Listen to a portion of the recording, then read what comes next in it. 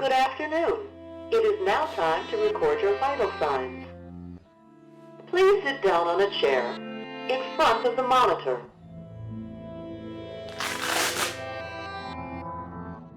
I'm Malcolm Robbins.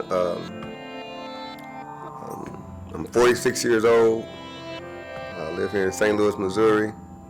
I own a place called the Rib Shack restaurant, and I have a heart failure. I wanted to be like a bodybuilder.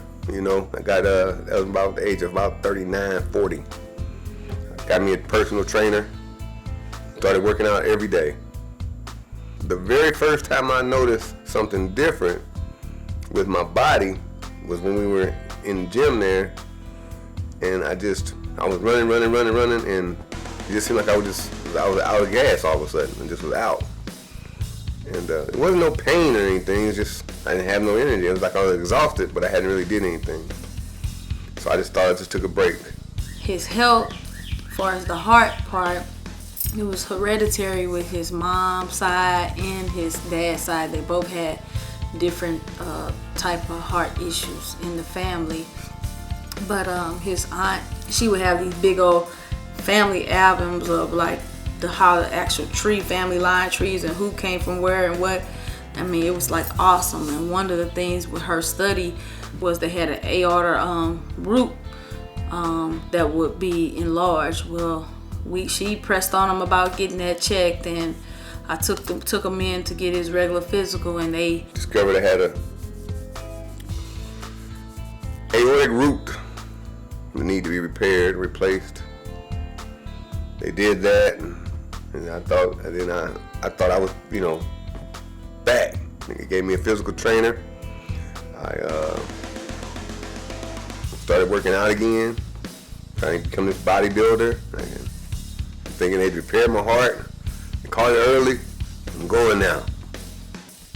A gradual decline of me not taking the medication, skipping days, because I'm feeling good. Don't need it. My mental's telling me you don't need the pill today, or I'll get it later on today. You're sporadic.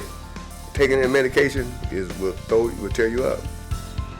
If they say 8 hours, you got to be on 8 hours, man. That schedule means everything that they're telling you. And he was having some discomfort and different things. Felt like a little knife was sticking me. His stomach, he kept saying it felt like acid. His stomach was real big. And I didn't really think nothing of it, but she's like, you need to go to the hospital. Well, anyways, we ended up at Missouri Baptist that night. And what it was my aortic root, along with some other things, was leaking. And it had been leaking so long that it had leaked into. They didn't know how I walked in the hospital. They couldn't believe I walked in there. The amount of blood that I had, I was swollen. But I just thought I had gained weight over a period of time. It didn't happen like overnight. But it was gradual. It wasn't no pain to it. But all at once, my back got black. I ended up in Missouri Baptist. They told me my ejection fraction. It was about 15% at that time. The ejection fraction is the amount of blood or the percentage of blood that's pumped out of your heart. And the doctor felt that it was nothing that they could do, and it was too late. At that time, they sent me home on a hospice plan. Yeah, it was hard because I didn't expect him to go through that. And I came home, and at that time I just I almost really truly accepted what he said. But my wife, she wasn't going for it. About 1:30, 2 o'clock in the morning, we went to Barnes, and I know I was in surgery before the sun come up. And they cut me open immediately, and they did something to where it enlarged my heart, to where they can inspect the walls of each wall and try to give me some medication. They did some dynamic things down there. I really appreciate what Barnes did, So he got the defibrillator, and he was doing well. He was pretty much back to his regular functions, but he really couldn't really fully accept that he had those issues. So they was telling him take his medicine, They was telling him certain things foods he needed to stay away from, or certain things he needed to eat.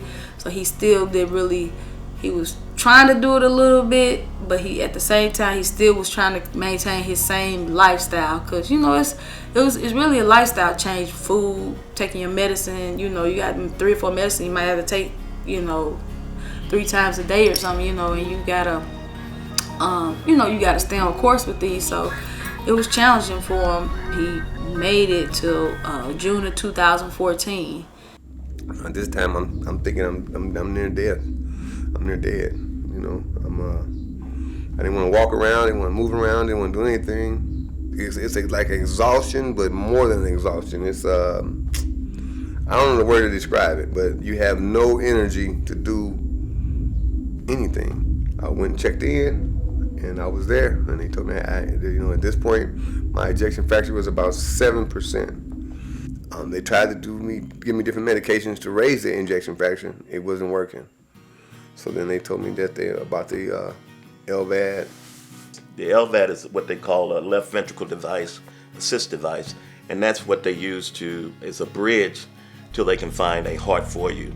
It's a life-saving device because a lot of times people, if they're need a heart transplant right away, there's nothing there. People would die, or they would try to be in the hospital forever till they can get something, or a match or something like that, be on some form of life support system to sustain them until they can find a heart.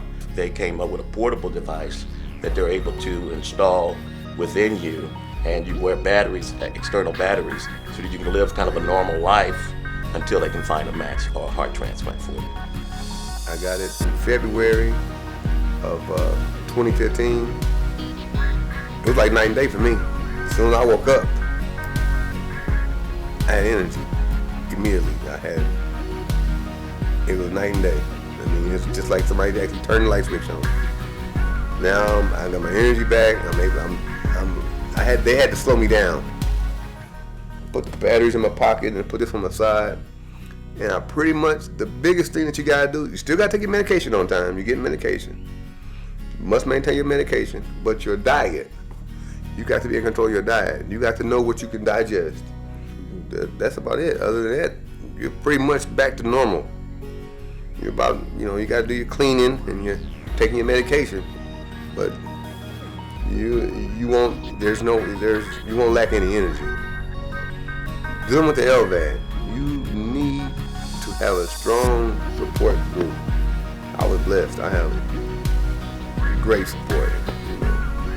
I got great support. Kids, everybody, Miss Jackie, she do outstanding. Miss Jackie does outstanding. She cleans this every day, no matter what she's doing or what I've said. Different times of your